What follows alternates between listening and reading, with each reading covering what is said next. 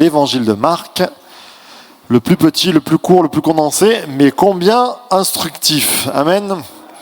Alors nous allons commencer maintenant, et puis je vais demander à Souma.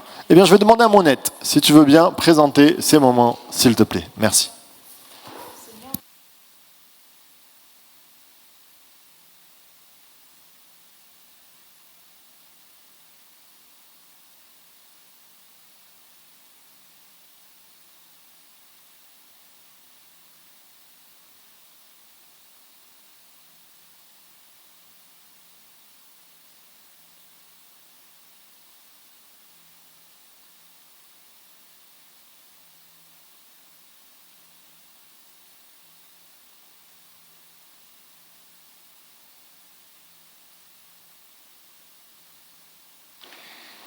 Voilà, vous devenez bientôt des spécialistes des miracles dans l'évangile de Marc. Hein. Vous êtes bientôt des spécialistes.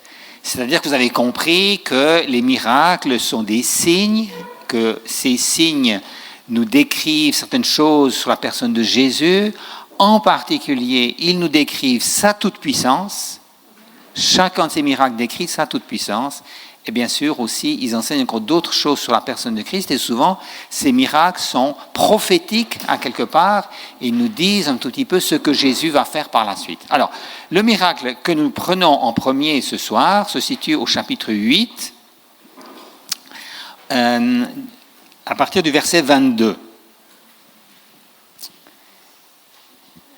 Donc Jésus et ses disciples se rendirent à Bethsaïda. Bethsaïda, c'est au nord du lac de Galilée. C'est un petit village de pêcheurs d'où vient Pierre et André et Philippe ainsi, qui viennent de Bethsaïda.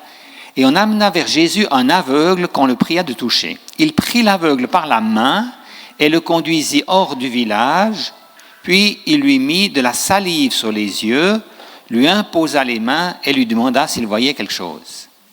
Il regarda et dit « J'aperçois les hommes, mais j'en vois comme des arbres et qui marchent. » Jésus lui mit de nouveau les mains sur les yeux, et quand l'aveugle regarda fixement, il fut guéri et vit tout distinctement. Alors Jésus le renvoya dans sa maison en disant « N'entre pas au village. » Je suis au chapitre 8, verset 22. D'accord ? Donc, qu'est-ce que vous apprenez sur ce miracle ? Alors, maintenant, on hésite un tout petit peu à lever la main, parce qu'avant, je disais toujours « Ah, mais Jésus est tout-puissant », mais là, est-ce qu'il est vraiment tout-puissant ? Mais, vous voyez, il guérit un aveugle qui vient, il lui impose les mains, et ensuite, il lui dit « Est-ce que tu vois quelque chose ?» Je vois des hommes, c'est comme des arbres et qui marchent. Bon, si vous allez à l'hôpital et vous avez une opération au niveau des yeux et que après, quand on examine, vous dites « je vois les gens, mais c'est comme des arbres », ça veut dire que l'opération a échoué. Et vous devez planifier un nouveau rendez-vous pour un nouvel examen, pour une nouvelle opération. Alors oui, Jésus a fini par guérir, mais enfin, là, il a quand même dû s'y prendre à 2 fois. Bon, je veux dire, c'est pas grave, l'aveugle est guéri. Mais à quelque part, on était habitué à mieux de la part de Jésus, puisque chaque fois, quand il guérit quelqu'un, sans exception, c'est une guérison immédiate et totale. Vous vous souvenez de ce paralytique qui était descendu. Dès que Jésus le guérit, eh bien, l'homme peut porter son lit. Donc, non seulement il peut marcher et marcher sans canne, mais il peut encore porter quelque chose. Tous les miracles, chaque fois, les malades sont guéris immédiatement. Et là, c'est l'exception. On dirait que c'est l'exception qui confirme la règle. Mais qu'est-ce qui s'est passé ici ? Alors, il y a bien des années, moi on m'avait demandé d'écrire un petit article de théologie, un petit article sur ce miracle, et puis j'avais consulté tous les commentaires que je pouvais trouver pour voir un tout petit peu ce que les commentateurs, les spécialistes disent là-dessus. Alors chacun venait avec son explication. Et certains disaient, enfin Jésus a échoué, et puis ça arrive à tout le monde, mais quand même ce qui est remarquable, c'est qu'il ne s'est pas découragé, et puis qu'il a fait une deuxième fois. Voilà, c'est une des explications qu'on donnait. Il y a quelqu'un d'autre qui a dit, mais ici Jésus, il enseigne que parfois la guérison, elle est progressive. Bon, c'est pas très convaincant parce que tout de suite, l'homme voit quand même en partie, et puis la deuxième fois, immédiatement, maintenant, il voit bien. Donc, une guérison progressive, ça ne paraît pas tellement satisfaisant comme explication. Quelqu'un dit, le problème, c'est l'aveugle. Il manquait de foi. Voilà. Il manquait de foi, et donc, parce qu'il n'avait pas assez de foi, il n'avait pas été guéri complètement. Mais encore une fois, ça ne colle pas avec les autres récits où Jésus ne demande pas toujours si les gens ont la foi. Alors c'est vrai que parfois, la foi est importante, Jésus souligne la foi, mais parfois le malade n'a pas de foi. C'est peut-être ceux qui l'entourent qui ont la foi, qui l'amènent. Donc là, encore une fois, ce n'est pas tellement pas convaincant comme explication. Puis un commentateur qui a dit, écoutez, là on ne peut rien dire parce que le contexte, il est trop limité. Alors je me dis, au moins lui est honnête, quand on n'a pas d'explication, mieux vaut dire je ne sais pas, et puis voilà, il y a toujours des mystères comme ça dans la Bible. Maintenant, si je m'arrête là, vous n'allez pas être content. Est-ce qu'il n'y a pas une explication quand même? Mais vous savez, le contexte est très important. Le contexte est très important. Alors le contexte, c'est le contexte qui suit ce récit qui est important. Ce qui suit va nous éclairer sur ce qui s'est passé avec ce miracle. Alors on va lire la suite, et puis après on va revenir à ce miracle pour essayer de comprendre ce qui s'est passé. Donc, verset 27, chapitre 8, verset 27, Jésus s'en alla avec ses disciples dans les villages de Césarée de Philippe. Donc là, Jésus va continuer vers le nord, il va aller jusqu'aux sources du Jourdain. Aujourd'hui, ça s'appelle Bagnas. C'était la région de Césarée de Philippe. C'était une ville que Hérode Philippe avait construite en l'honneur de César. Voilà, et puis ça s'appelait Césarée de Philippe. Donc c'est tout à fait au nord. Et il leur posa en chemin cette question, qui suis-je au dire des hommes? Ils répondirent, Jean-Baptiste, les autres Élie, les autres l'un des prophètes. Et vous, leur demanda-t-il, qui dites-vous que je suis? Pierre lui répondit, tu es le Christ. Jésus leur recommanda sévèrement de ne dire cela de lui à personne. Alors, juste quelques remarques sur ce passage. Donc, on est ici 6 mois avant la dernière Pâque. Donc, ça fait presque 3 ans que Jésus est avec ses disciples. Il leur dit, on va faire un petit peu un bilan. J'ai fait beaucoup de choses, j'ai dit beaucoup de choses. Qu'est-ce que les gens disent à mon sujet? Et les disciples disent, mais les gens disent que tu es remarquable. Alors, certains disent Jean-Baptiste. Bon, ça paraît un petit peu étonnant que certains identifient Jésus avec Jean-Baptiste, parce que, Jésus, c'est pas Jean-Baptiste.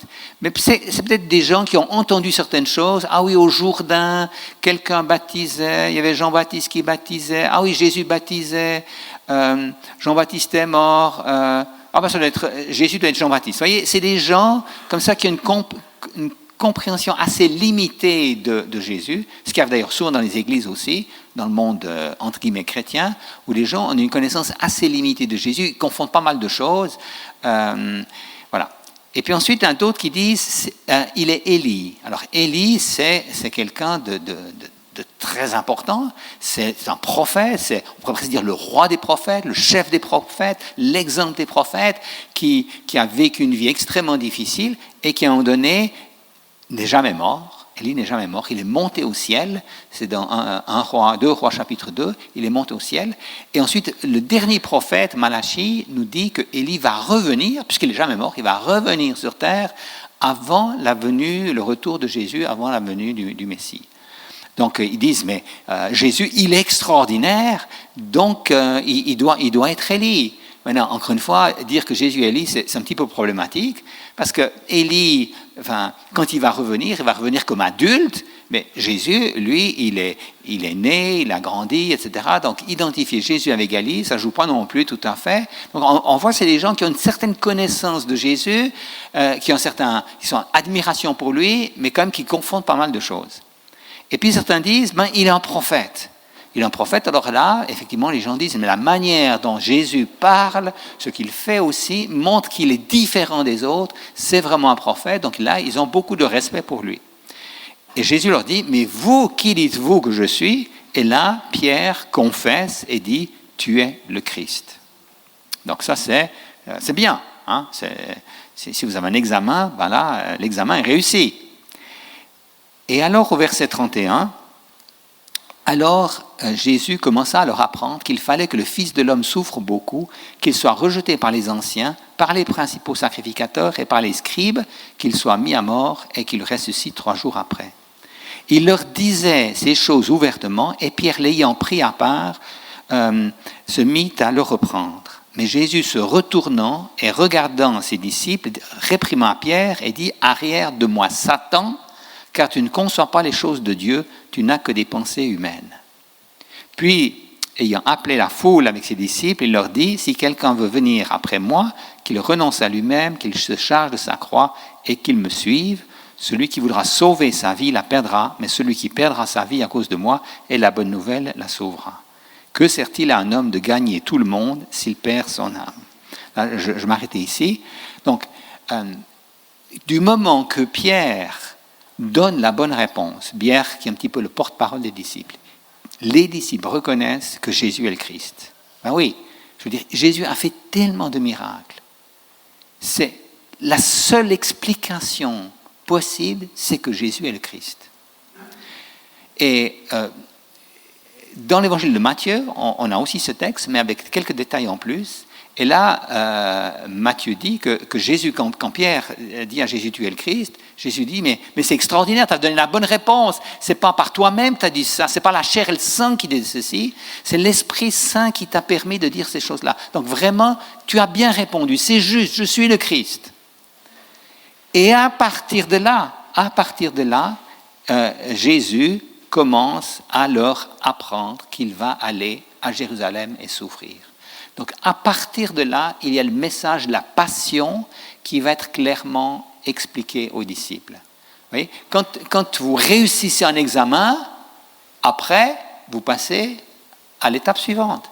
Puisque les disciples reconnaissent que Jésus est le Christ, eh bien maintenant, on peut passer à un autre aspect de sa vie, à savoir sa passion. Et c'est pour ça qu'il commence à leur parler de sa passion. Et là, Pierre, qu'est-ce qu'il dit? Pierre se mit à lui faire des reproches. Mais non, Jésus, tu ne vas pas aller à Jérusalem et mourir. Je veux dire, quand on a tous les pouvoirs que tu as, quand tu es aussi extraordinaire que ça, que les gens t'admirent, on va à Jérusalem, tu vas chasser les Romains, tu vas établir le royaume de Dieu, et puis voilà, ce sera le royaume messianique qui va commencer à ce moment-là. Et Jésus dit à Pierre, « Arrière de moi, Satan ». Ça, c'est quand même une parole extrêmement forte. Je veux dire, si l'un d'entre vous me pose une question, puis je lui dis « Arrière de moi, Satan », je veux dire, ça va créer un froid dans l'assemblée, la personne va se sentir diminuée, humiliée, etc. Et on voit que Pierre, en fait, il passe de l'excellente réponse à la réponse ou à la remarque la plus horrible qu'il puisse se donner. Bravo Pierre, tu as dit que je suis le Christ, c'est formidable. C'est pas la chair et le sang qui ont fait cela, c'est Dieu qui t'a permis de dire cela. Et l'instant d'après, Jésus dit à Pierre, arrière de moi Satan. C'est pas les pensées humaines que tu as.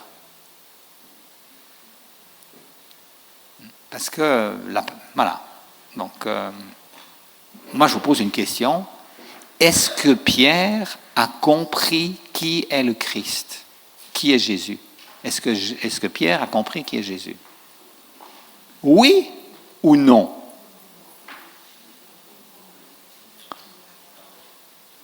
Ben, oui et non. Hein? C'est oui et non. Oui, il l'a compris, puisqu'il dit qu'il est le Christ.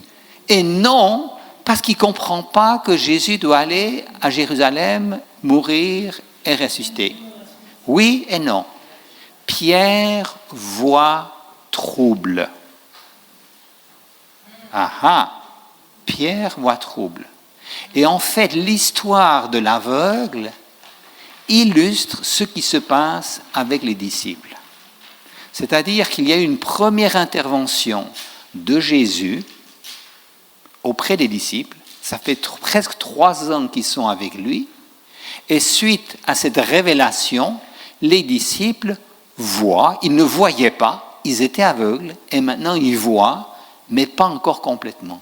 Ils sont comme Pierre, oui, tu es le Christ, mais ils ne voient pas encore pleinement, parce qu'ils ne comprennent pas que Jésus doit mourir à la croix. Et donc il faut une deuxième intervention de Jésus pour l'aveugle, parce qu'il y a une nouvelle révélation, une deuxième leçon que Jésus va donner aux disciples, pour qu'ils puissent voir pleinement qui est Jésus.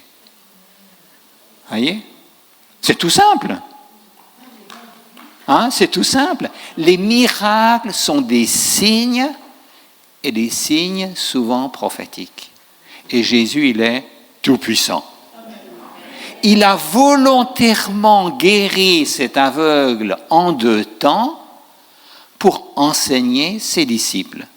Pour leur dire, vous devez encore apprendre quelque chose. Oui, vous voyez, mais encore, ce n'est pas suffisant.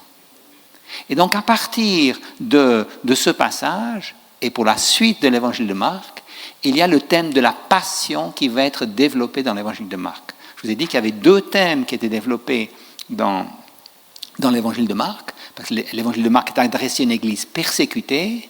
D'un côté, le thème de la puissance, et de l'autre côté, le thème de la passion. Parce que les chrétiens qui souffrent à Rome, qui sont persécutés, ils ont besoin de savoir que Jésus est tout-puissant, et ils ont aussi besoin de savoir qu'il y a le thème de la passion. Le thème de la passion pour Jésus est le thème de la passion pour les disciples, parce que l'un va avec l'autre. De même que Jésus leur avait permis de faire des miracles, de guérir des malades, de chasser les démons, de même, ceux qui vont suivre Jésus vont devoir prendre leur croix. Que celui qui veut venir après moi, qu'il renonce à lui-même, qu'il se charge de sa croix et qu'il me suive. Et cette deuxième leçon, elle est beaucoup plus difficile à comprendre que la première. Parce qu'en général, quand on fait un enseignement, on commence toujours par ce qui est facile. On commence par quelques additions, 2 plus 2, 5 plus 5, etc. Puis après, on va passer aux multiplications, on va passer aux racines, voilà, on va progresser. Et là, le plus facile à comprendre sur Jésus, c'est les miracles. Ça, c'est facile, il est tout-puissant. Mais le fait qu'ils doivent mourir, ça, c'est difficile. Et les disciples n'ont pas compris cette leçon jusqu'après la mort et la résurrection de Jésus. C'est à ce moment-là qu'ils ont enfin compris. Pourtant, Jésus leur a expliqué en termes clairs. Ce n'était pas en termes imagés, symboliques, des paraboles. Non, c'est des termes extrêmement clairs à plusieurs reprises. Et chaque fois que Jésus leur parle de ça, les disciples ne comprennent pas. Ils ne comprennent pas. Alors là, je vais vous donner juste quelques exemples de ceci. Au chapitre 9, on va revenir après à ce texte, au chapitre 9,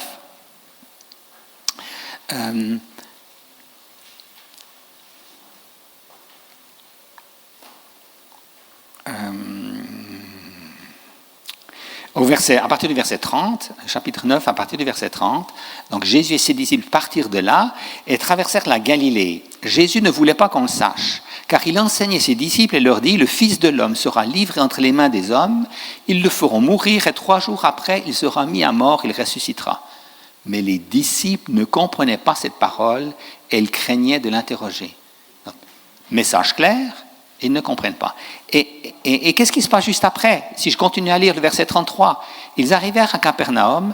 Lorsqu'il fut dans la maison, Jésus leur demanda, « De quoi discutiez-vous en chemin ?»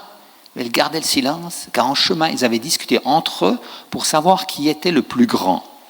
Alors il s'assit, appela les 12 et leur dit, « Si quelqu'un veut être le premier, il sera le dernier de tous et le serviteur de tous. » Bon, après, il prend l'exemple du petit enfant. Donc Jésus dit, « Je vais aller à Jérusalem, je vais mourir, je vais souffrir, je vais mourir. » Et les disciples, ils sont en train de dire, qui est le plus grand ? Hé, Marc, entre nous, toi et moi je suis plus grand que toi. Hein? Et puis Voilà, exactement, il a compris. Voilà. Donc, on est tous en train de se battre pour dire, mais moi, je suis meilleur que toi. Tu sais, tous les dons que j'ai, puis l'autre dit, mais j'en ai d'autres aussi, mais ils sont meilleurs, ils sont plus importants, etc. Et chacun veut être plus important. Donc, Jésus parle de son humiliation, et les disciples sont en train de parler grandeur. Ils disent, on va à Jérusalem. Hey, je veux dire, si vous avez un candidat à la présidence, etc., et puis ce candidat est élu président, puis vous êtes juste à côté de lui, ça veut dire que vous êtes ministre, premier ministre, c'est quel cabinet que vous allez recevoir, et chacun se dit, on va être bien positionné, je suis plus important que toi, ce sera moi qui serai le premier ministre. Et donc, ils sont là, donc il y a une incompréhension totale de ce message de la croix. Alors, si je continue encore un tout petit peu, au chapitre 10, j'espère que j'arrive à trouver le passage, au chapitre 10, verset 32, voilà, chapitre 10, verset 32, ils étaient en chemin, donc Jésus et les disciples étaient en chemin pour monter à Jérusalem, et Jésus allait devant eux, les disciples étaient troublés et le suivaient avec crainte. Et Jésus prit de nouveau les 12 auprès de lui et commença à leur dire ce qui devait lui arriver. Voici, nous montons à Jérusalem, et le Fils de l'homme sera livré aux principaux sacrificateurs et aux scribes, il le condamnera à mort, et ils le livreront aux païens, qui se moqueront de lui, crachant sur lui, le battront de verge, et le feront mourir. Et 3 jours après, il ressuscitera. Donc c'est le même message, avec encore plus de détails qui sont donnés ici. Et on continue à lire. Les fils de Zébédée, Jacques et Jean, s'approchèrent de Jésus et lui dirent, « Maître, nous voudrions que tu fasses pour nous ce que nous te demanderons. » Il leur dit, « Que voulez-vous que je fasse pour vous ? Accorde-nous, lui dirent-ils, d'être assis l'un à ta droite et l'autre à ta gauche quand tu seras dans ta gloire. » Jésus leur répondit, « Vous ne savez pas ce que vous demandez. Pouvez-vous boire la coupe que je vais boire ou être baptisé du baptême dont je dois être baptisé ? » « Nous le pouvons, répondirent-ils. » Et Jésus leur dit, « Il est vrai que vous boirez la coupe que je dois boire et vous serez baptisés du baptême dont je dois être baptisé. Mais pour ce qui est d'être assis à ma droite ou à ma gauche, cela ne dépend pas de moi et ne sera donné qu'à ceux à qui cela est réservé. » Les 10 ayant entendu cela commencèrent à s'indigner contre Jacques et Jean. Jésus les appela et leur dit, « Vous savez que ceux qu'on regarde comme les chefs des nations les tyrannisent et que les grands les dominent. Qu'il n'en est pas de même au milieu de vous, mais quiconque veut être grand parmi vous, qu'il soit votre serviteur, et quiconque veut être le premier parmi vous, qu'il soit l'esclave de tous. Car le Fils de l'homme est venu non pour être servi, mais pour servir et donner sa vie comme la rançon de beaucoup. » Donc, même situation, donc Jésus parle de la passion, de son humiliation, et on a Jacques et Jean qui viennent demander une faveur particulière. Alors, Jacques et Jean, il faut savoir que c'est quand même des disciples qui sont très proches de Jésus, parce que c'est 2 des 3 disciples qui l'accompagnent dans des circonstances toujours très particulières. On a vu qu'il avait accompagné Jairus pour voir la résurrection de la fille de Jairus. Les 3 disciples sont présents aussi au mont de la Transfiguration. Jésus les prend avec lui au jardin de Gethsémanée. Donc ces 3 disciples sont très proches, et Jacques et Jean sont 2 des 3 disciples. Et en plus, probablement, que Jacques et Jean sont des cousins de Jésus. Alors, vous me dites, mais comment est-ce qu'on arrive à cette déduction ? Eh bien, c'est parce que Jacques et Jean sont les fils de Zébédée, donc leur père s'appelle Zébédée, et leur mère est Salomé. Et Salomé, elle est... comment est-ce qu'on sait que Salomé, c'est la mère quelle est la relation de Salomé avec la famille de Jésus ? C'est parce que Salomé, c'est la sœur de Marie. Voilà. Donc, ils sont très proches. On me dit, mais comment est-ce qu'on sait tout ça ? C'est souvent par recoupement. Parce que quand on regarde les femmes qui étaient présentes à la croix au moment de la crucifixion, chacun des évangélistes ne dit pas exactement la même chose. Marie de Magdala est souvent mentionnée comme étant là, mais on mentionne aussi d'autres femmes. Et dans l'évangile de Jean, on parle de Marie et de sa sœur qui sont là. Et puis dans d'autres évangiles, on parle de Salomé qui est présent. Et donc, par recoupement, on peut voir que Salomé, c'est la sœur de Marie, et Salomé, c'est la femme de Zébédée, c'est la mère de Jacques et de Jean. Et dans un autre évangile, le passage qu'on vient de lire ici dans Marc, je crois que c'est dans Luc, c'est pas Jacques et Jean qui initient la demande, mais c'est leur mère qui initie la demande. Voyez? Donc, si je résume un petit peu ce qui se passe ici, Jacques et Jean, ils sont dans la famille de Jésus. Et ils disent, mais on va profiter de cette situation familiale pour se faire pistonner, hein, pour à quelque part profiter, pour avoir les meilleures places. Hein, ça se passe dans beaucoup de pays, presque dans tous les pays. On profite à quelque part des relations familiales pour passer par-dessus les autres, indépendamment des compétences. Voilà, écoute, tu peux bien faire quelque chose avec moi, je suis ton cousin, tu es mon oncle, etc. Fais quelque chose. Et les autres les disent, quand ils voient Jacques et Jean faire cela, ils sont fâchés, parce qu'eux aimeraient prendre les premières places. Et donc, on voit à nouveau que chaque fois que Jésus parle de la passion, les disciples sont en train de se disputer pour être les premiers. Et même quand on voit au moment du dernier repas, quand Jésus lave les pieds de ses disciples, encore à ce moment-là, les disciples sont en train de se disputer pour savoir qui va être le premier. Donc, la deuxième leçon sur la passion est une leçon qui est difficile à comprendre. Elle était difficile à comprendre pour les disciples, elle est difficile à comprendre pour nous. Parce qu'en nous, nous avons quelque chose qu'on appelle le péché.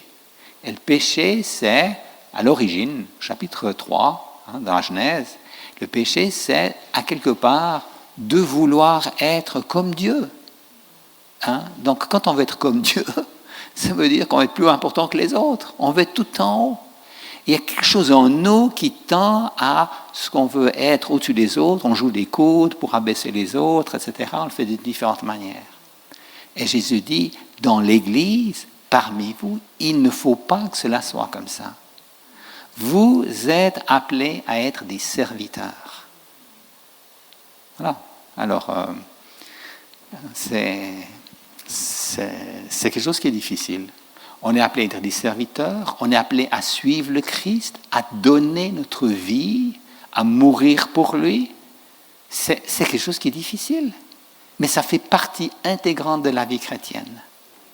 Et quand vous faites de l'évangélisation, je ne sais pas comment vous faites l'évangélisation, qu'est-ce que vous annoncez aux gens? Alors, on peut annoncer plusieurs choses. On peut dire, si tu crois en Jésus, tu as la vie éternelle, ça c'est toujours bien. On peut dire, si tu reviens à Jésus, tu seras guéri. Ça, c'est pas mal aussi. Mais enfin, c'est déjà second, mais enfin, c'est pas mal aussi. Et puis, on peut dire, si tu viens à Jésus, ta vie va être transformée, tu auras une vie nouvelle, tu vas être heureux, tu vas être béni, etc. C'est pas mal aussi. Mais combien de fois est-ce que vous dites aux gens, viens à Jésus, et tu verras, tu vas être rejeté par tes amis, tu vas être persécuté, tu vas devenir serviteur. Vous dites ça aussi? Pas tellement, mais à quelque part, on devrait le dire aussi, ça fait partie du package, hein, c'est un tout à quelque part. Mais cette leçon est plus difficile à comprendre. Voilà. Donc, si on revient maintenant au récit de l'aveugle guéri en 2 temps, on comprend pourquoi Jésus fait cela. On est à un moment clé de son ministère. Les disciples comprennent qui est Jésus au niveau de sa puissance. Maintenant, ils doivent encore apprendre la passion. Voilà. Est-ce qu'il y a une question par rapport à ce miracle ou bien au développement qui a été fait ici? Oui. Est-ce que d'autres commentateurs ont appuyé votre thèse par rapport à ce miracle? Est-ce que d'autres ont aussi pensé comme vous par rapport au miracle de l'aveugle et vous qui en a suivi?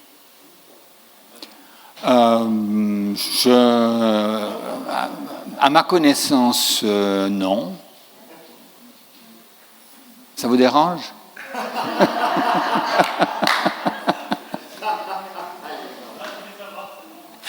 Non, pourtant c'est tellement simple.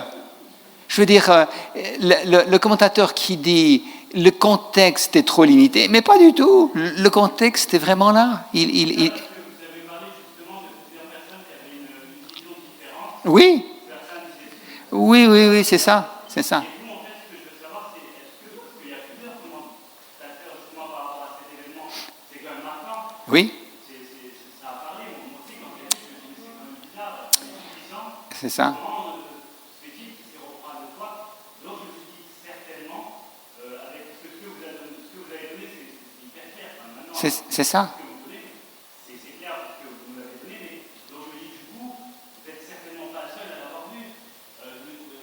Mais Je crois en fait que le don que Dieu vous a donné, il l'a donné aussi à d'autres qui ont pu voir. Mais j'ai jamais dit le contraire. Mais simplement, on pose la question, est-ce que j'ai lu parmi les commentaires quelque chose? Et je ne l'ai pas lu. Donc je ne dis pas, c'est impossible. Je n'ai pas lu tous les commentaires écrits en chinois, japonais, italien, etc. Je me suis limité à l'anglais, à l'allemand, au français, voilà. Et puis je les ai pas tous lus. Je suis toujours avide de toutes sortes d'explications.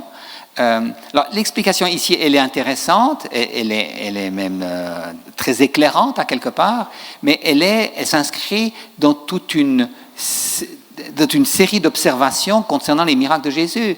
C'est pas juste comme ça, c'est Jésus qui est en train d'enseigner ses disciples. C'est cette dimension prophétique des miracles qui est là, qui est importante de saisir. Mais pour nous, cette vision-là, qu'est-ce qu'elle doit nous apprendre en fait? Ok, on sait qu'il voulait enseigner ses disciples, mais pour nous, qu'est-ce que ça doit nous apprendre, ce miracle? Qu'est-ce que ça doit susciter en nous? Ok, alors je dirais ce que ça doit nous apprendre, c'est que c'est l'ensemble de la leçon, c'est-à-dire que on risque de ne voir Jésus que de manière floue. Est-ce que vous voyez bien Jésus? Est-ce que vous le voyez bien? Oui, j'ai compris certaines choses, mais est-ce que vous le comprenez vraiment bien? Est-ce que le message que vous enseignez, que vous transmettez, c'est un message qui est complet? Enseigner tout le conseil de Dieu. Et même quand on parle d'enseigner tout le conseil de Dieu, vous parlez aux gens de l'amour de Dieu, etc. Bon, c'est bien, c'est juste, Dieu est amour. Mais parfois, on doit aussi parler des jugements de Dieu. Et il y a des gens qui sont gênés par le jugement de Dieu. Donc, l'Ancien Testament, on dit, mettre déjà une croix dessus, etc. Donc, on est parfois sélectif parce qu'on n'aime pas certaines choses de Jésus. Donc, ma prière pour moi-même, c'est toujours de dire, Seigneur, aide-moi à comprendre ta parole, à ne pas laisser quelque chose de côté, à oser aller... voilà, s'il y a une explication comme ça qui est nouvelle... J'en ai quelques-unes qui sont comme ça nouvelles. Moi, je suis toujours très prudent quand c'est nouveau. Je me dis, oulala, la nouveauté, c'est pas... On peut très vite dévier, devenir hérétique, sectaire, etc. Donc, à quelque part, c'est le peuple de Dieu qui va un tout petit peu aider, dire est-ce que c'est correct? Puis quand il y a d'autres personnes des hommes de Dieu, des femmes de Dieu, hein, vous par exemple, puis donc vous dites ah mais c'est ça, ben oui, donc on est d'accord que c'est ça. Donc voilà, comme je l'ai dit l'autre soir, on bénéficie, j'ai bénéficié de beaucoup de commentaires, d'éclaircissements qui ont été donnés, mais sur ce miracle, non, effectivement, c'est une approche que je n'ai pas trouvée ailleurs. Et c'est pour ça qu'à un moment donné, il y a bien des années, j'ai décidé d'écrire un article dans la revue Ictus à l'époque. Il y a une revue Ictus qui s'appelait. Je me suis dit, je vais écrire un article dans ce domaine-là parce que je peux donner une contribution, une petite, mais enfin c'est une contribution. Et c'était un petit peu le début de mes études dans l'évangile de Marc. Et c'est intéressant parce que ce miracle, il ne se trouve que dans l'évangile de Marc. Il se trouve que dans l'évangile de Marc. Et ce qui est intéressant aussi, c'est que l'évangile de Marc, il y a Pierre qui est derrière l'évangile de Marc. À quelque part, Pierre a été marqué par cet épisode.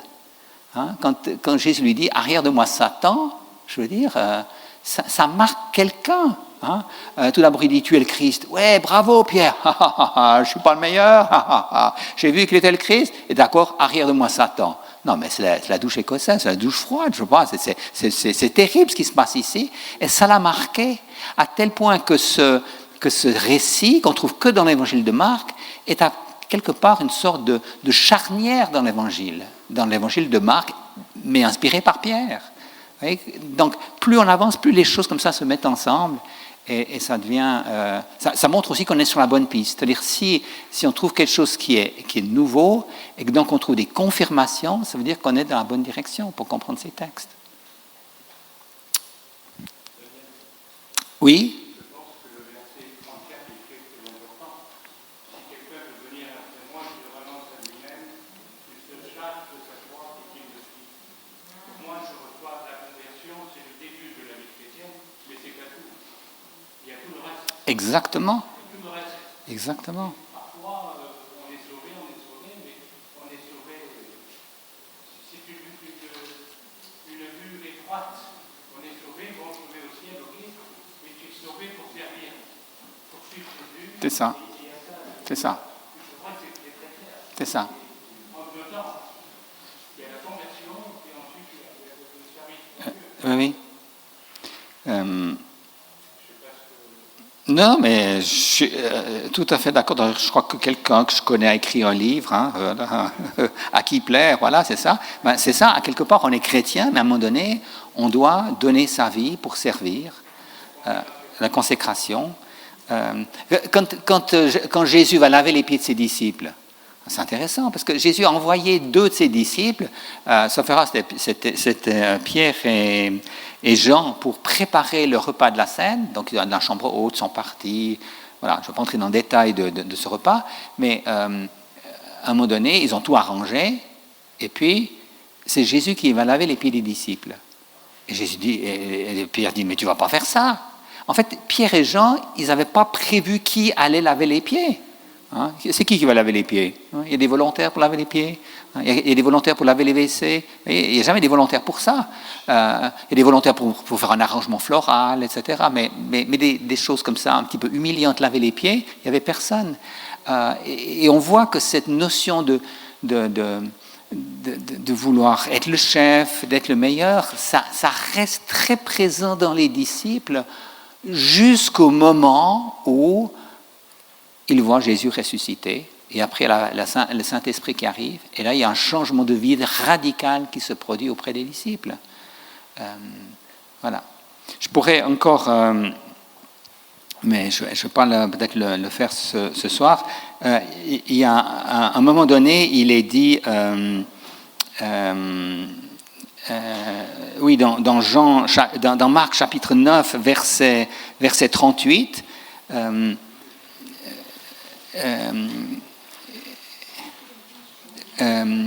donc Marc verset 9, verset 38, ils sont en train de se déplacer, et Jean lui dit, Maître, nous avons vu un homme qui chasse des démons en ton nom, et nous l'avons empêché.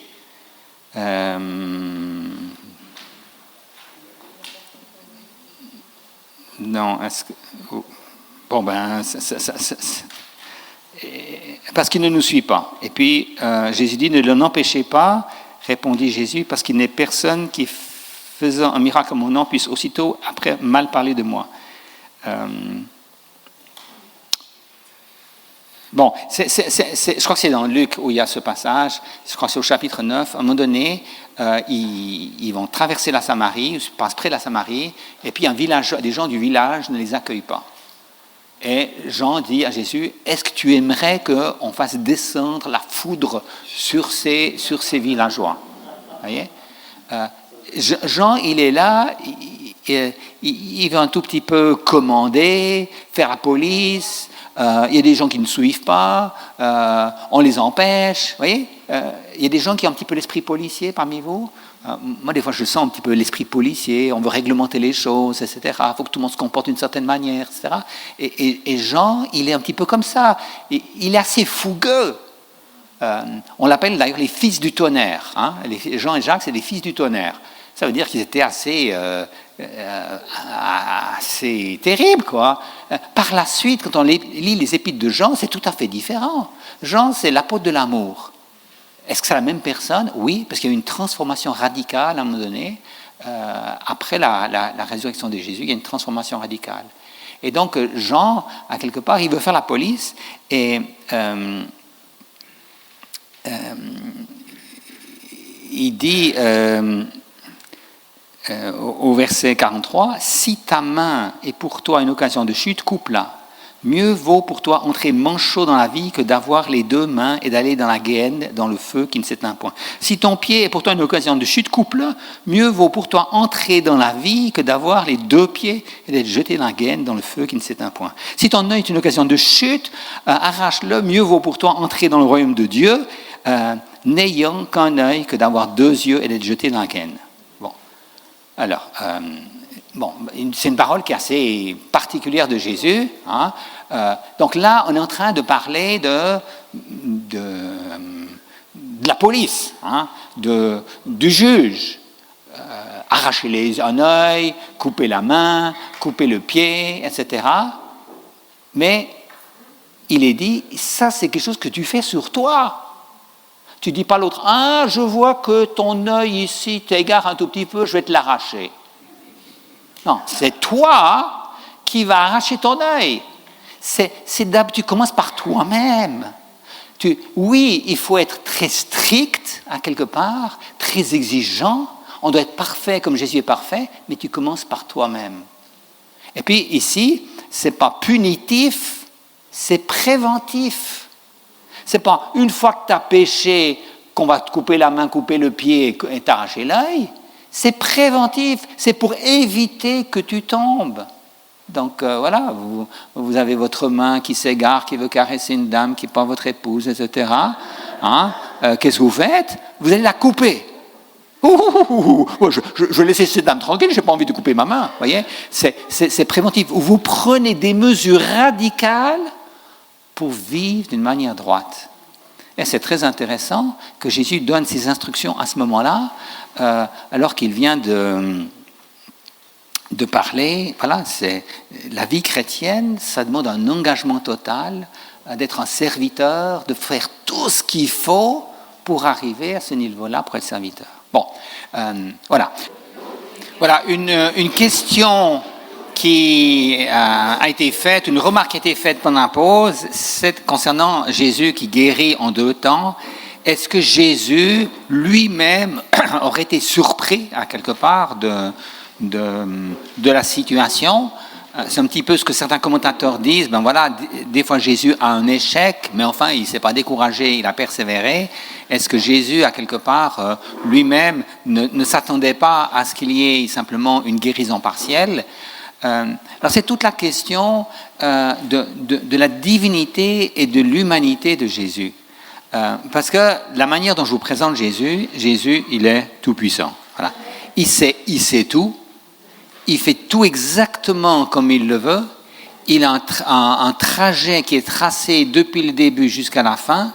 Il sait dès le début ce qui va lui arriver. Il ne le dit pas toujours tout de suite. Là, les disciples, il leur enseigne 6 mois avant sa mort qui va aller mourir, comment il va mourir, qui va être arrêté, qui va être moqué, qu'on va lui cracher dessus et tout ça. Ça, c'est l'esprit prophétique qui est en lui. Il sait exactement cela. Et personnellement, plus j'étudie les Écritures et les Évangiles, plus je me rends compte que Jésus sait exactement ce qu'il fait. Voilà. Parfois, il pose des questions. Il dit, que pensez-vous? Et, voilà. Vous voyez, il y a question et question. Vous pouvez poser la question quand vous connaissez déjà la réponse. Normalement, dans une classe, le prof, quand il pose une question, en principe, il connaît la réponse. Quand l'élève pose la question, en général, il ne connaît pas la réponse. Donc, il y a question et question. Quand Jésus pose les questions, il sait exactement quelle est la réponse, il sait déjà ce que les gens savent, croient, etc. Quand il pose la question à l'aveugle, qu'est-ce que tu vois? Il sait déjà qu'il ne voit pas tout à fait, mais il le verbalise parce que les disciples sont là et qu'il veut enseigner ses disciples.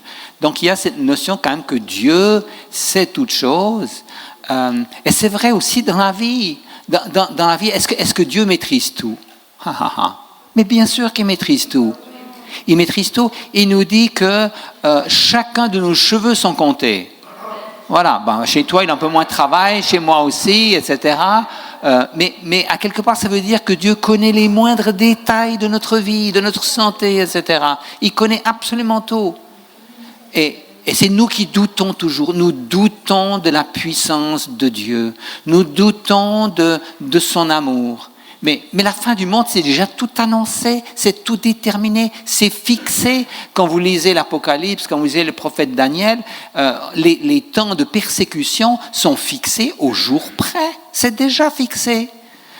C'est 1260 jours, c'est 2300 soirs et matins, c'est 1290 jours, 1335 jours, c'est fixé au jour près. Quand la grande Babylone tombe, elle tombe à l'heure qui était fixée. Tout est fixé par Dieu. Puis alors, certains disent, ouais, mais alors où est la liberté de l'homme? Mais qui vous a dit que l'homme est libre, pour commencer? Mais l'homme, il n'est pas libre, il est esclave du péché. C'est Dieu qui est souverain, qui conduit les choses de manière surprenante, mais il dit « toutes choses concourent au bien de ceux qui aiment Dieu ». Ça veut dire que ce n'est pas toutes les choses qui nous arrivent qui sont bonnes en elles-mêmes, il y a des choses horribles qui nous arrivent, mais toutes choses concourent au bien de ceux qui aiment Dieu. C'est-à-dire que Dieu permet, accepte que parfois on est en échec, accepte que certains chrétiens sont persécutés, qu'à la fin des temps les fidèles seront persécutés. Dieu permet cela, il laisse une liberté à Satan, Satan qui veut tenter Job, Dieu le laisse faire jusqu'à un certain point, mais lui dit tu ne vas pas lui prendre la vie, etc. Donc Dieu permet certaines choses, et derrière tout ça, il est dit toutes choses concourent au bien de ceux qui aiment Dieu. Dieu, il a un projet pour notre vie, et parfois au travers des difficultés, et qui n'en a pas, ces difficultés, elles devraient peut-être nous rapprocher de lui, on prie davantage, c'est le chemin de la sanctification qui passe par là. Et dans les évangiles, Jésus, il sait absolument tout. Et ce qui est intéressant quand on étudie les Matthieu, Luc, Marc, dans l'ordre, et qu'on arrive à Jean, Jean va, après coup, va encore donner toutes sortes de paroles que Jésus a dites très rapidement dans son ministère, qui annoncent déjà la fin. Je veux dire, enfin, faut pas entrer là dans le détail, mais il faut lire l'Écriture dans la foi, il faut croire en Dieu dans la foi, il connaît toutes choses. Il connaît toutes choses. Il conduit toutes choses. Voilà. Je passais à la suite. Mon épouse m'a encore fait une remarque aussi à propos de la main qui est coupée, etc. Est-ce qu'il faut prendre ça littéralement ou pas? Là, on a un petit peu un différend entre elle et moi, parce qu'elle dit non, c'est juste imagé, etc. Mais moi, je dirais, pourquoi pas le prendre littéral? Et pourquoi pas le prendre littéral? Et moi, parce que c'est préventif. Mais simplement, vous n'allez jamais vous couper la main. Je veux dire, au moment où il y a une tentation, voilà, votre main qui s'égare, vous n'allez pas vous couper la main. Parce que vous allez faire autre chose avant. Parce que non, ma main est trop précieuse. Donc voilà, si je suis tenté par une certaine personne, eh ben, je vais m'écarter, je vais déménager, je vais aller dans un autre continent, je vais aller en Sibérie, je veux dire, je vais couper tout contact. Voilà, vous allez prendre des mesures radicales avant de vous couper la main. Voilà, c'est ça. Donc Jésus dit, prenez des mesures radicales. Voilà, si vous avez... Voilà. La personne qui a des problèmes avec son ordinateur, la pornographie, etc., je dis, il y a un problème très simple pour résoudre ce problème. C'est que si vous n'arrivez pas, chaque fois que vous prenez votre ordinateur, vous allez sur les sites porno, moi je peux vous dire, j'ai une méthode radicale pour guérir de toute tentation. Vous allez au 10e étage d'un bâtiment, vous ouvrez la fenêtre, prenez votre ordinateur, vous le lâchez. Et voilà, votre problème de tentation est résolu. Donc, simplement dire non, j'aime mon ordinateur, etc. Mais vous prenez des mesures radicales. Et parfois, il y a des gens qui... Je me souviens qu'un jeune chrétien qui était converti, il était musicien, il chantait la guitare et tout ça. Et quand il s'est converti, je ne sais pas, il a cassé sa guitare. Il a dit, parce que pour moi, la musique, c'était mon Dieu, etc. Puis je devais m'en séparer, j'ai cassé la guitare. Je lui ai dit, mais écoute, tu aurais pu quand même la donner à quelqu'un, ou bien tu aurais quand même pu chanter un tout petit peu. Non, pour lui, comme c'était son problème, il a dû prendre des mesures radicales. Donc, c'est pas aux autres de dire les mesures radicales qu'on doit prendre, c'est toi, examine-toi. Et parce que tu veux marcher dans fidélité, tu prends les mesures nécessaires. Voilà. On a besoin d'ordinateurs à l'église. J'ai un ami pasteur qui disait que la télévision était très très mauvaise, etc. Parce que bon, il y a des belles choses, mais il y a quand même beaucoup de problèmes. Et donc, il encourageait les membres de son assemblée de se séparer de leur téléviseur. Et puis alors, il a dit, lui, il récoltait les téléviseurs et sa cave était pleine de téléviseurs. Bon, voilà. Maintenant, j'aimerais juste rapidement... il y a un dernier miracle que je veux prendre, mais il y a le récit de la transfiguration. Juste dire quelque chose sur la transfiguration, d'accord? Au chapitre 9, verset 1, Jésus dit... je vous le dis en vérité, donc c'est déjà une parole solennelle, en vérité, quelques-uns de ceux qui sont ici ne mourront point, qui n'aient vu le royaume de Dieu venir avec puissance. Donc cette parole est assez énigmatique. Comment est-ce que Jésus peut dire que certains, donc des disciples, ne vont pas mourir avant de voir le royaume de Dieu avec puissance? Et certains disent, mais ça veut dire que, est-ce que Jésus pensait qu'il allait revenir, établir son royaume avant que les derniers apôtres ne meurent? Comment comprendre cette parole? Je dis le contexte, lisez le verset suivant. Le verset suivant, 6 jours après, Jésus prit avec lui Pierre, Jacques et Jean et les conduisit seuls à l'écart sur une haute montagne. Il fut transfiguré devant eux. Donc ça veut dire que voir le royaume de Dieu avec puissance, ça concerne la transfiguration. La transfiguration, c'est une annonce du royaume de Dieu à venir. Certains ne vont pas mourir, ben oui, passé 6 jours après, quelques-uns, ce n'est pas tous les disciples, c'est 3 d'entre eux qui vont assister à cela. Donc, verset 3, ses vêtements devinrent resplendissants d'une telle blancheur qu'il n'y ait pas de foulon sur la terre qui puisse blanchir ainsi. Élie et Moïse leur apparurent, s'entretenant avec Jésus. Pierre, prenant la parole, dit à Jésus, Rabbi, il est bon que nous soyons ici. Dressons 3 tentes, une pour toi, une pour Moïse et une pour Élie. Car ils ne savaient que dire, l'effroi les avait saisis. Donc ils sont là devant cette expérience absolument exceptionnelle et ils se disent, on est bien. C'est comme des fois vous allez faire un camp avec l'église, la montagne ou pas la montagne, au bord de la mer, et puis vous dites, ce qu'on est bien, on aimerait rester ici. C'est presque le royaume de Dieu sur terre, c'est la communauté chrétienne, on s'aime, etc. Là, Pierre, il est là, il ne sait pas quoi dire, en tout cas il est très très pris par cette expérience. Verset 7, une nuée vint les couvrir et de la nuée sortit une voix, celui-ci est mon fils bien-aimé, écoutez-le. Aussitôt les disciples regardèrent tout autour et ils ne virent que Jésus seul avec eux. Et comme ils descendaient de la montagne, Jésus leur recommanda de ne dire à personne ce qu'ils avaient vu jusqu'à ce que le Fils de l'homme soit ressuscité des morts. Ils retinrent cette parole, se demandant entre eux ce qu'ils entendaient par ressusciter les morts. Alors, c'est intéressant que dans cette montagne de transfiguration, on a 2 personnes. On a Élie et Moïse qui sont là, qui sont des personnes, des fidèles, des hommes de Dieu, qui ont quand même subi pas simplement de difficultés et d'opposition durant leur vie. Élie, il a été persécuté durant tout son ministère. Moïse, il a eu quand même un peuple rebelle qui tout le temps leur fait des reproches, etc., qui le critique. Même son frère et même sa sœur, qui étaient son soutien, l'ont critiqué. Donc, une période très difficile. Mais ils sont là, différents. On peut se demander, mais comment est-ce que Pierre, Jacques et Jean les ont reconnus? Ils n'avaient pas un petit badge, Moïse, Élie, ou comme ça. Comment est-ce qu'ils les ont reconnus? Je pense que Jésus a dit « Salut Moïse, salut Élie, comment ça va ?» etc. Ils ont discuté. Donc, en les appelant, Pierre, Jacques et Jean savent que c'est Moïse, c'est Élie qui sont là. Et donc, on a ici un avant-goût du royaume de Dieu. Et Jésus donne cette révélation juste au moment où il a parlé de la passion.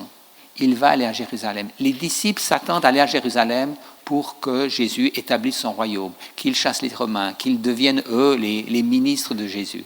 Et Jésus dit, le royaume de Dieu, oui, c'est ça, il est ailleurs, il est à venir, à quelque part. Et en tant que chrétien, c'est très important de dire, mais notre royaume, il est à venir. Notre espérance, elle n'est pas ici sur terre. On peut avoir des désirs d'avoir une maison, d'avoir une famille, des enfants, etc. Voilà, toutes sortes de choses. Mais notre espérance, elle est dans le royaume à venir. Ici sur terre, ça restera des tribulations, des difficultés. On va tous mourir, à moins que Jésus revienne avant, mais on va tous mourir. Et voilà, c'est jamais agréable de penser au moment où on va mourir. Ce sont des souffrances qui sont là, mais c'est notre lot qui nous attend. Mais notre espérance, c'est qu'il y a autre chose après, qu'il y a une résurrection d'entre les morts, et que dans le royaume de Dieu, les choses seront différentes. Et ici, on a juste un avant-goût du royaume de Dieu. On a Moïse, on a Élie. Ils sont, je dirais, reconnaissables, même si on n'a pas leur photo. C'est Moïse, c'est Élie. Et on ne va pas être des sortes de numéros dans le ciel, numéro 482, je ne sais pas trop quoi. Non, on sera, ce sera Marc, ce sera Ginny, ce sera André et d'autres. Voilà, on se reconnaîtra. On sera mieux, voilà, ça c'est sûr. Peut-être que Marc aura un petit peu plus de cheveux, voilà. Je ne sais pas, mais enfin... en tout cas, les souffrances ne seront plus là. Pourtant, Jésus, quand il a son corps ressuscité, il a encore les marques des clous. Il peut être identifié, mais à quelque part, il ne souffre pas. Donc, la souffrance est loin, le péché est loin, etc. Donc, il y a une communion qui est là.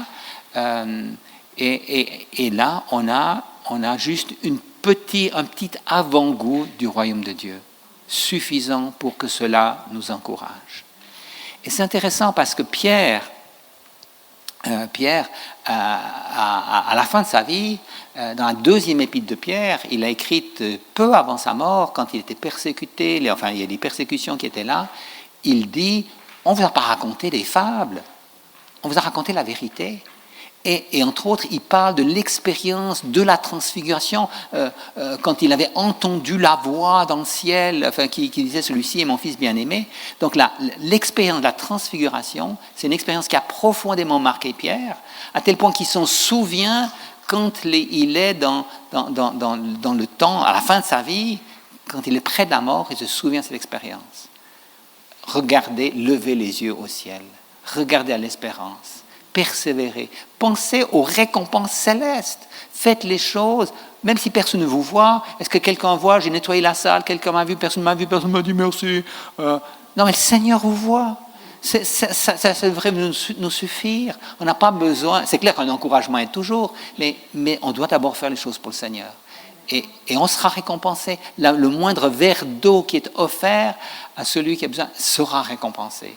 Donc il y a cette perspective du royaume qui est vraiment importante. Maintenant, je trouve ça intéressant parce que de la nuée, il y a un message. Le message de Dieu. Vous avez déjà entendu Dieu parler? Je vous dis, ça c'est... Waouh! Quand un prédicateur parle, quand c'est Paul qui parle, quand c'est Pierre qui parle, quand c'est voilà. Mais Dieu qui parle. Et qu'est-ce que Dieu a dit? Le message est très court. Il y a 9 mots en français, il y a 9 mots en grec. Voilà, c'est extrêmement court. Et il dit, celui-ci est mon fils bien-aimé, écoutez-le. Donc il y a une identité. Jésus, c'est mon fils bien-aimé. Écoutez-le. Voilà, on peut s'arrêter là. C'est quoi le problème? On n'écoute pas Jésus. On n'écoute pas la parole de Dieu. On croit déjà savoir. Les disciples qui n'écoutent pas, ils ne comprennent pas. Ils ont déjà leurs idées qui sont fixées d'avance. Écoutez la parole de Dieu. Écoutez Jésus.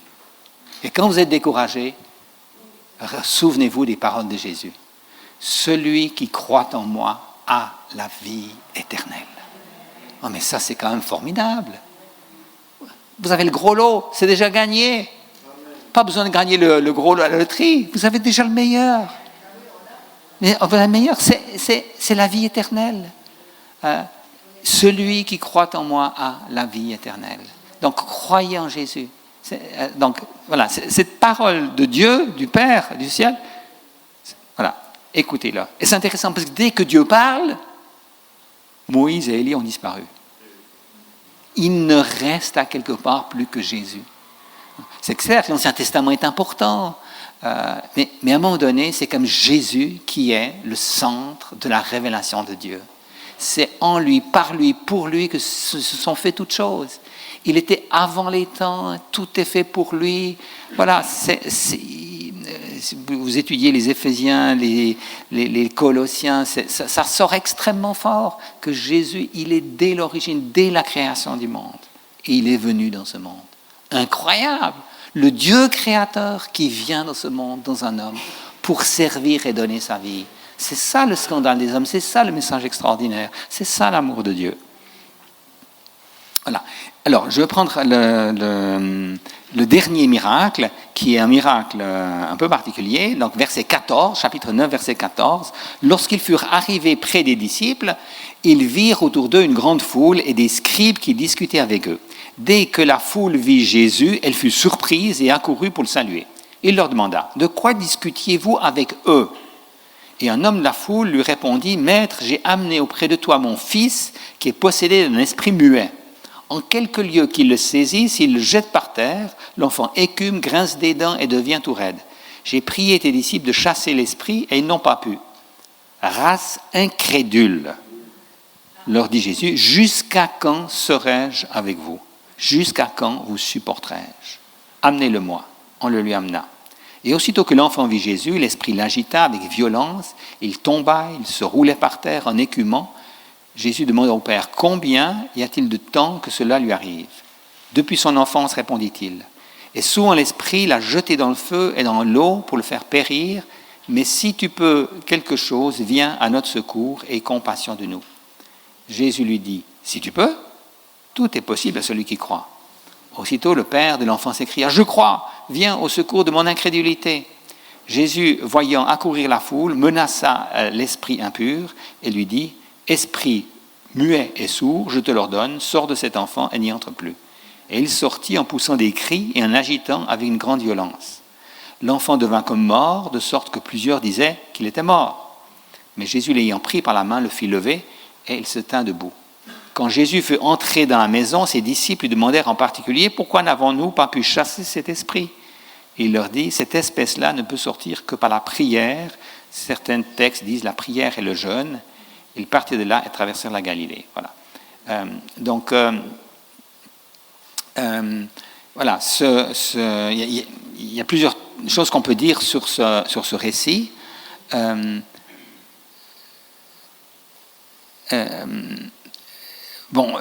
Souvent les gens se disent, mais pourquoi est-ce que les disciples n'ont pas pu chasser, etc., ce démon? Mais on peut se demander pourquoi est-ce que Jésus est fâché avec les disciples qui sont restés en bas. 3 sont montés avec lui, 9 sont restés en bas. Et quand il vient, qu'est-ce que les disciples ont fait pendant ce temps-là? Il y avait un enfant qui était amené, possédé, ils ont essayé de le guérir. Échec. Première fois dans l'Évangile, on apprend que les disciples ont un échec au niveau des guérisons ou de l'exorcisme. Ils n'ont pas réussi. Donc, qu'est-ce que vous faites quand vous ne réussissez pas? Qu'est-ce que les disciples ont fait quand ils n'ont pas réussi?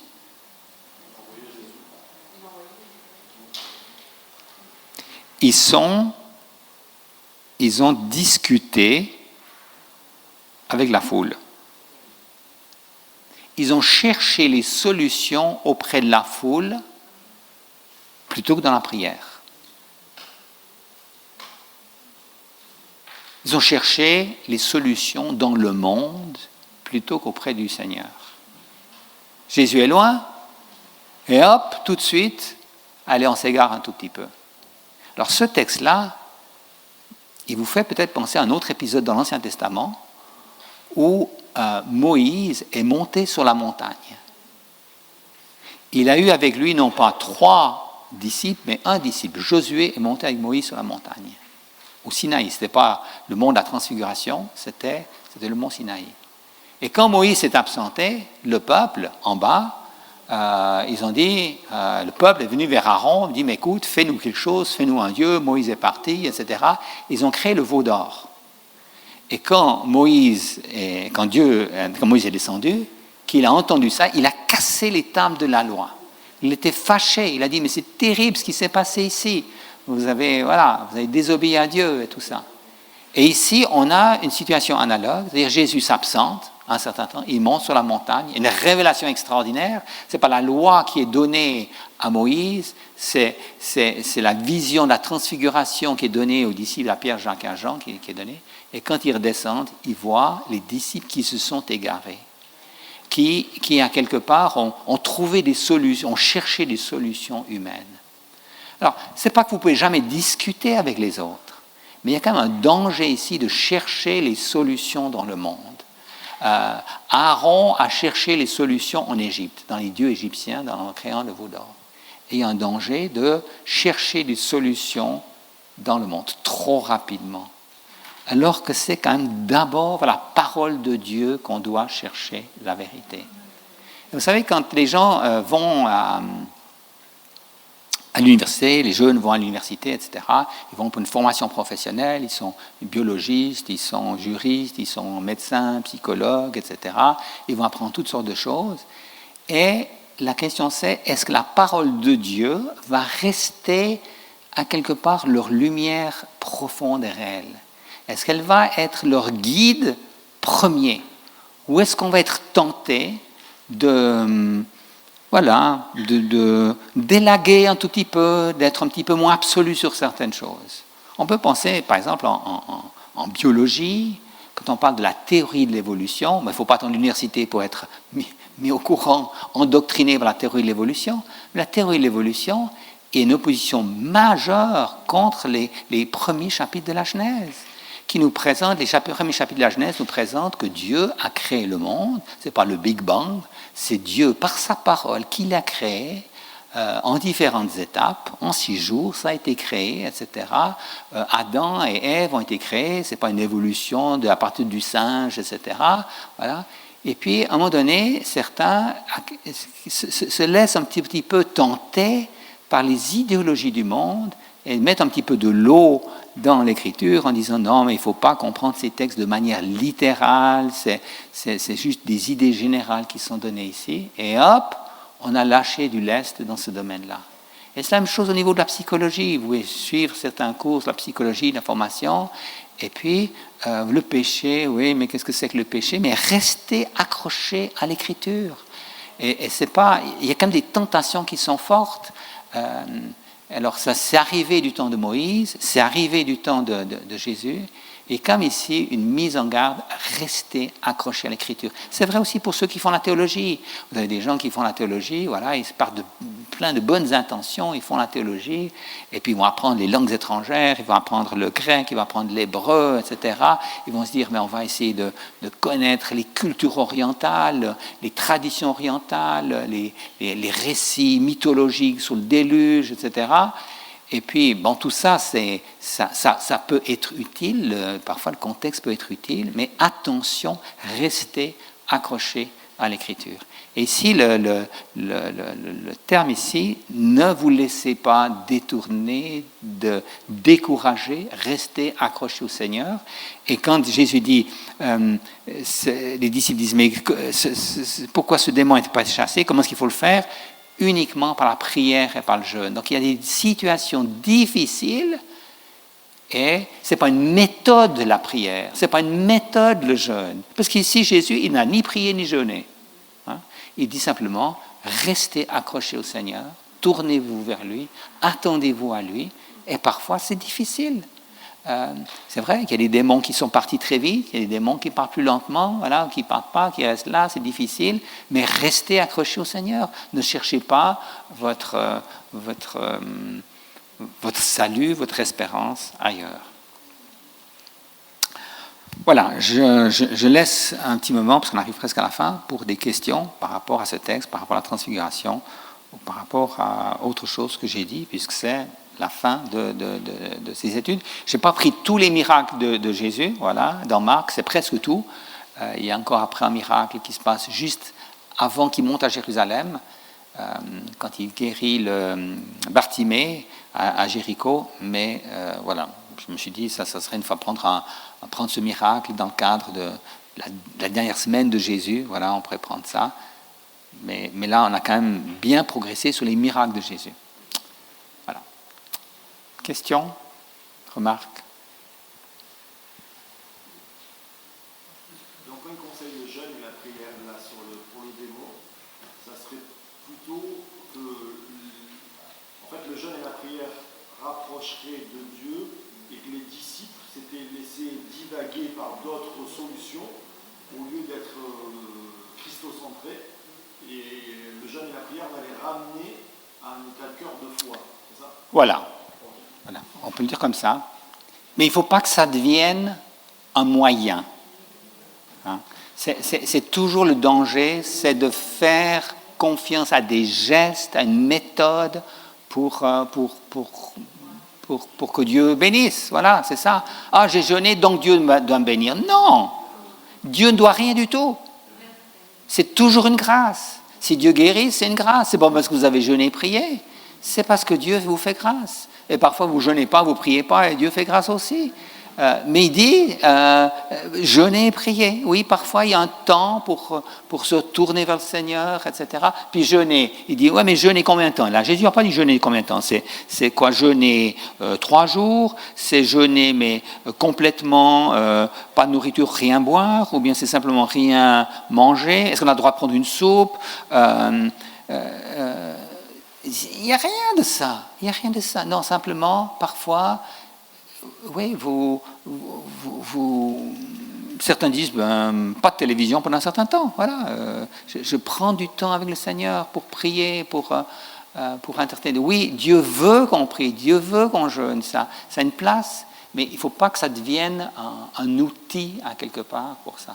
C'est Dieu qui sauve. C'est la grâce de Dieu qui est là.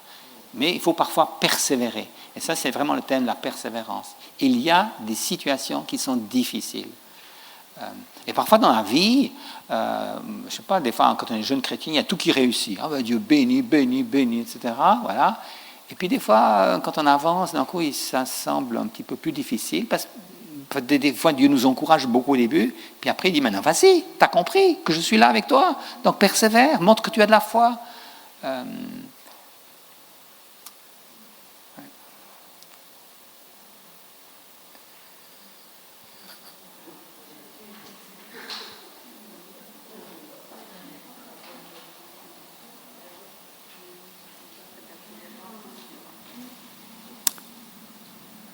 Question, remarque?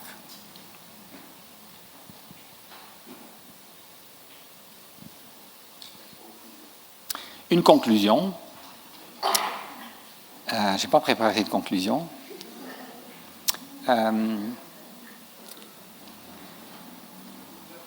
La conclusion, elle est Jésus est tout-puissant.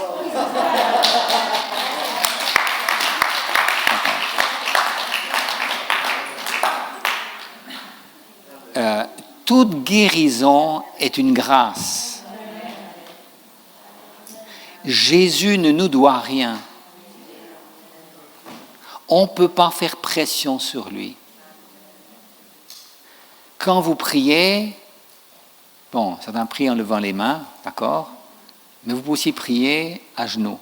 On peut penser à Jairus, qui est venu aux genoux de Jésus, dans une attitude intense de supplication, mais en même temps, lui, le chef, un juif, chef de synagogue, à genoux devant Jésus. Donc ça, c'est l'attitude à avoir. Seigneur, qui suis-je? Mais s'il te plaît, interviens. Voilà. Donc, ne jamais désespérer. Prier, persévérer. En disant quand même que le meilleur est à venir. Le royaume de Dieu est devant nous. Et si Dieu n'apporte pas la guérison quand on le veut, comme on le veut, voilà, il nous donnera les forces pour persévérer. Ça, c'est une assurance.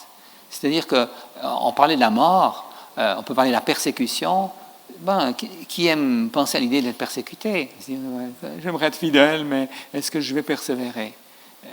Oui, on va persévérer. Pas parce qu'on est costaud, mais parce que Dieu nous donnera la grâce de persévérer au moment où il le faudra. Des fois, on se dit, par exemple, pour les questions d'argent, Jésus a dit dans la prière de notre Père, Seigneur, nous te prions, donne-nous notre pain pour les 3 années à venir. Non, donne-nous le pain quotidien.